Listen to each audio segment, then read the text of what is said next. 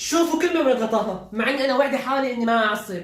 مين فيكم اللي كسر الجبسة واكلها؟ مع العلم انا قايل لا حدا يكسر لانه جايين ضيوف. والله ما بعرف مين والله ما بعرف. ايه والله امي ولا انا والله كمان ولا انا. بدكم تضحكوا علي انتوا يعني؟ انا قلت لا حدا يكسر جايين ضيوف، كلامي عربي. اللي كسر يقوم يقول لي انا ما راح اعمل له شيء، بس وقف اعرف انا مين. قال لك امي هيدا عباده، لان انا شفته واقف قدام البراد كانت ايده سكينه، اكيد هو.